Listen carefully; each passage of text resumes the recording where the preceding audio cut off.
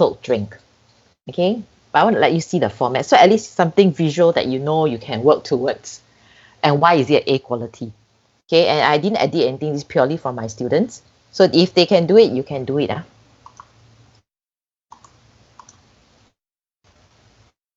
Okay. Of course, you start identifying the problem. Okay, so they'll tell me, what is the key problem that Lytton is? Okay, this case is about Lytton. For you, you'll tell me, Omimid, what's the issue? Okay, and you can support using your survey findings. Okay, and if you see how they use their survey findings, they don't just cut and paste the graph and expect me to go and digest it myself. They have one-liner, so you should have one-liner to kind of tell me, so this graph tell me what? Okay, which Lytton's current T range does not appeal to target consumers.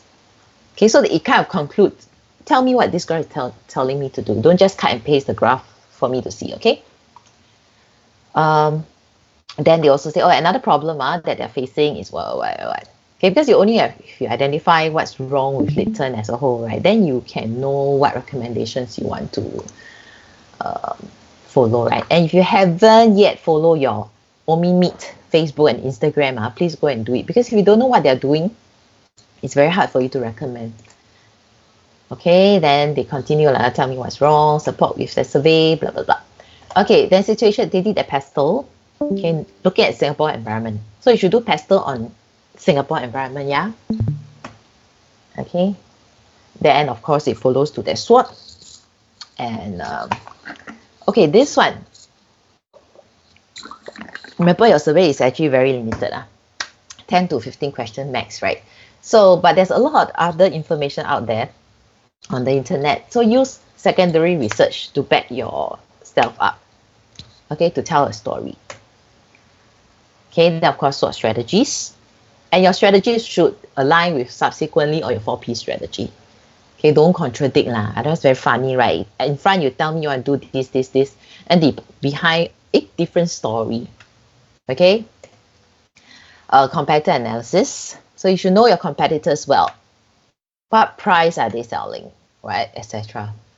Okay, then market research part, which then go into the grading criteria, which you can, if you don't remember, go and refer to the briefing deck. What areas are you given marks on?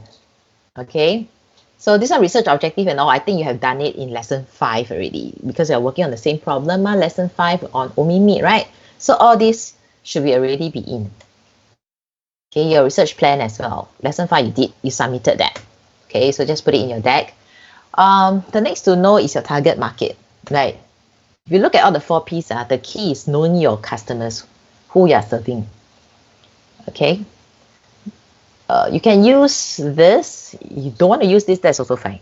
Okay, this lesson on, if you remember, segmentation variables, you don't really have to use this. Okay, but generally, you need to tell me who you are targeting. Okay, what type of youth maybe you are targeting. Okay, then they go into each of the 4Ps. Okay, product first. So if you look at the grading criteria again, they always need you to critique its current. So you need to know exactly currently what is Omimid selling. Okay, Omimid sells a lot of things. They have ready cooked meals as well and all. But I want you to focus on the 3 products that is in the briefing deck, which is the minced meat, all uncooked one, right? Minced meat, luncheon meat, and the strip meat. Okay. Okay, and then critique. What's good, what's bad? Something's wrong? Maybe? I don't know.